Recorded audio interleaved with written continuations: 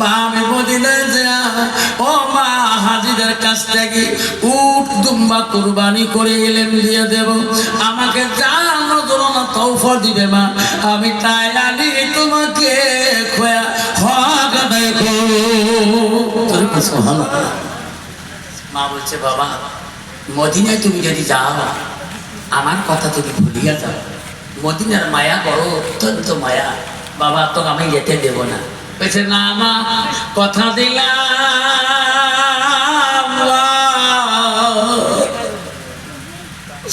মানে আল্লাহ বলে দিছে আমার ইবাদতের পরে আল্লাহ বলল বিল ওয়ালিদাইনি ইহসানান, তুমি তোমার মা বাবার সঙ্গে সৎ ব্যবহার করো। মা আমি কোনোদিন অসৎ ব্যবহার করব না, মা আমাকে কথা দাও, আমাকে খুশি মনে বিদায় দাও, মদিনায় যাও, আমি কিছুদিনের মধ্যে চলে আসবো। মা বললো তুমি যেতে পারো, আমার ভুলিও না। মা দেখে দিবি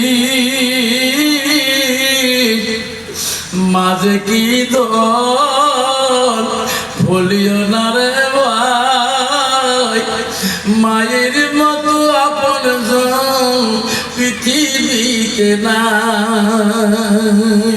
মাঝ কি জিনিস মাঝ কি দল, মায়ের মতো আপন পৃথিবীতে নাই।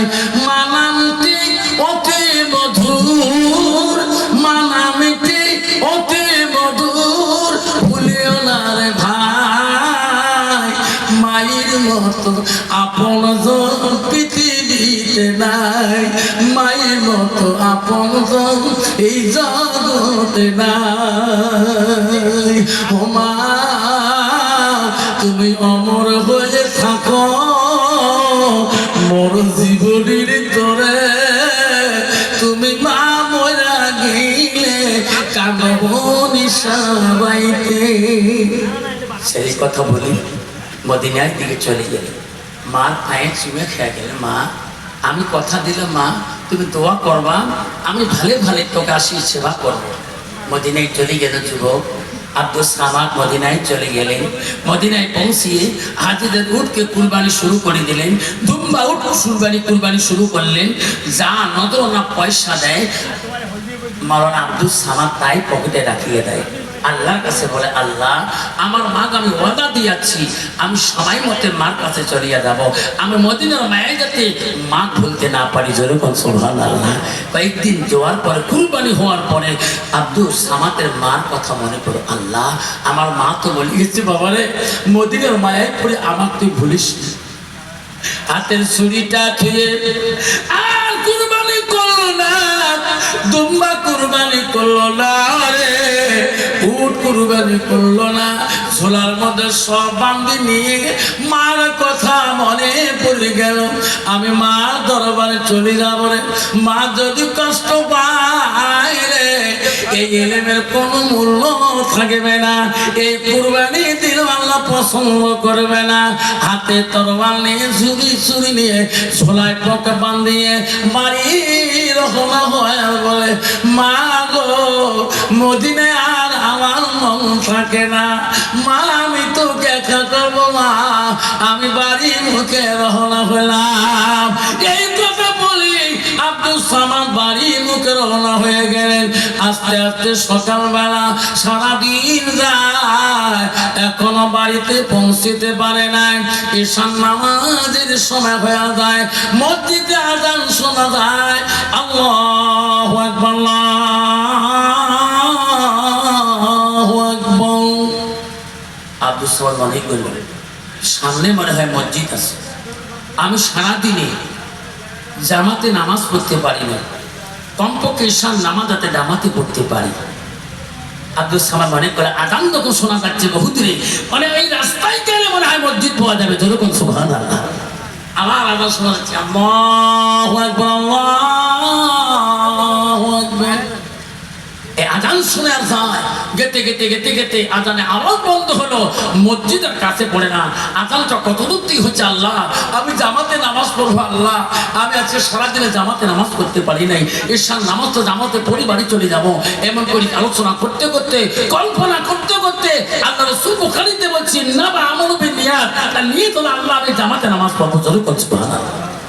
এই নিয়াত করে করে মসজিদের দিকে যায়, গেতে গেতে মসজিদ যখন কাছাকাছি হয়ে গেলে গ্রামের মানুষ ওই মসজিদের ইমাম নামাজের সালাম ফিরিয়ে দিলেন, আল্লাহ জামাত পাইলেন না।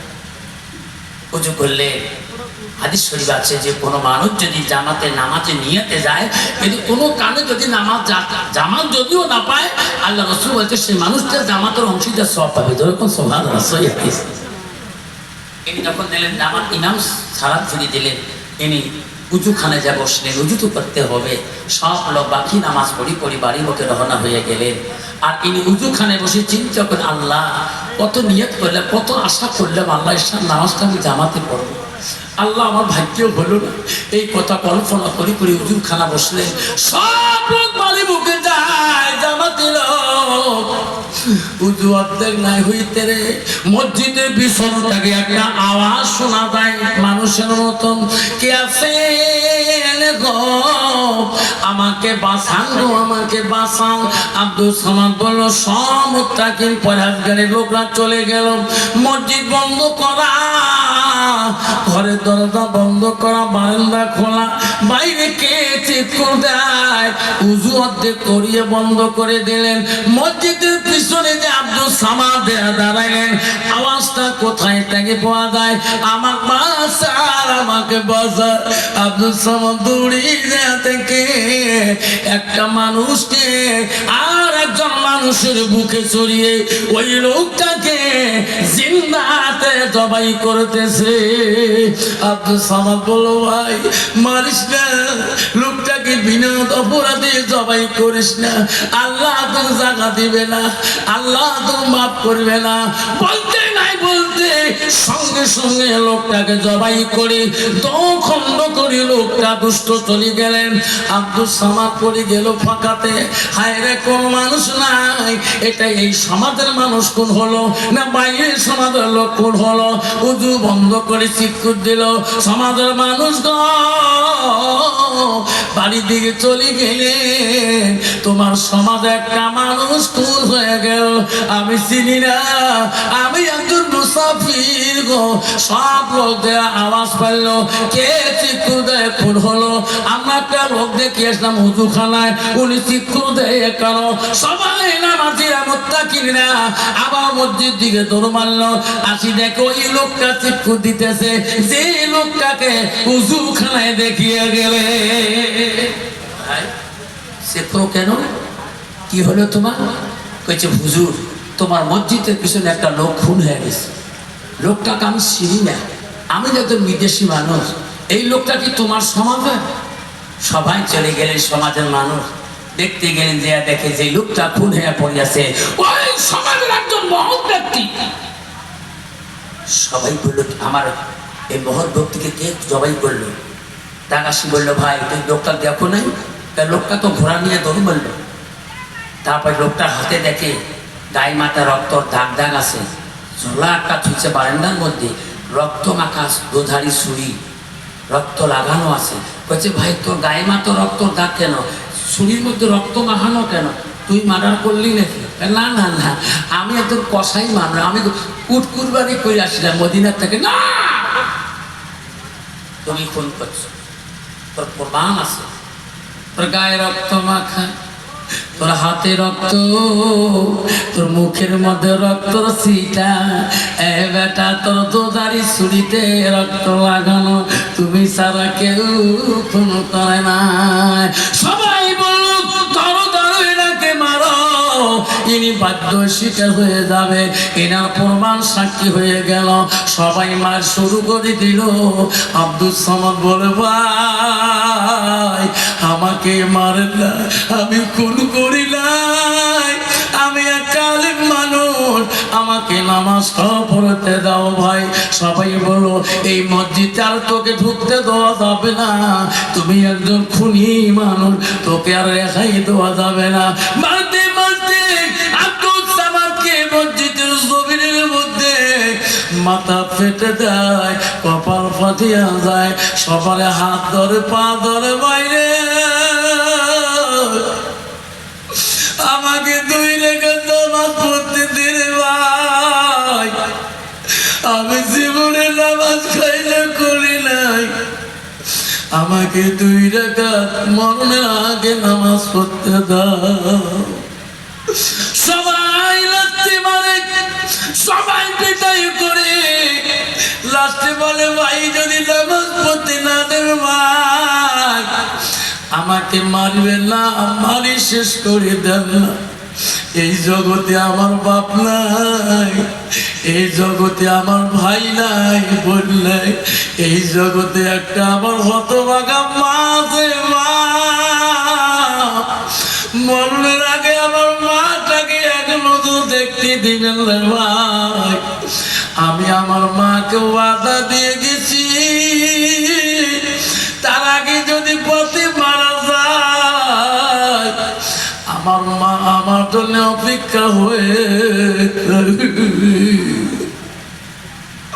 গ্রামের মানুষ সবাই হাতে রশি লাগায়, পায়ে রশি লাগায়, টানি টানি দেশের বিচারক দেশের কাজীর কাছে নিয়ে গেল, দেশের বাদশার কাছে নিয়ে গেল।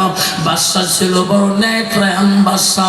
আল্লাহ রাসূল হাদিস বলছেন কালকে কিয়ামতের ময়দানে 7 শ্রেণীর মানুষ আল্লাহর আরশের ছায়ার তলে থাকবে। তাতে 1 নম্বর বলছে নবীজি ন্যায়পরায়ণ বাদশা। যেরকম সুবহানাল্লাহ। বাবা বর্তমান ন্যায় প্রাণ বিচারক আছে কি গ্রামে? নাই গো নাই। ছেলে যদি দোষ করে ছেলের দোষটা ঢাকি রাখিয়া ওই গরিবের মেয়েটার সাথে কেলেঙ্কারি দেয়, ওই মেয়েটার জীবনটা নষ্ট করে দেয়। ছেলের বাবা হলো ওই গ্রামের নেতা প্রধান। তুমি যদি একটা গরিবের মেয়ে সন্তান হয়তো ছেলের জীবন নষ্ট করলো, তার তুমি নেই বিচার করলি না, আল্লাহ কাল কিয়ামতে আলিমুল হাকিম ইয়াউমিদ্দিন, আল্লাহ শেষ দিনের মালিক, আল্লাহ ওই দিন তো ছাড়িয়া দেবে না। বাদশার কাছে আসামি হাজির করলেন। আব্দুল সামাদের মাথা ফাটা, কপাল দিয়ে রক্ত পড়ছে, দাঁড়াইতে পারে না। সবাইকে বলল এই লোকটাকে এত মারছেন কেন, তোরা কি অন্যায় করেছে? আমার নামাজি, আমরা মুত্তাকি, মিথ্যা বলবো না কেন? আমার সমাজের একটা লোকে বিনা অপরাধে 2 খণ্ড করি জমিনে ফেলে রাখছে। আমরা দেখছি আমরা কত বিচার করলাম, তবু স্বীকার দেয় নাই।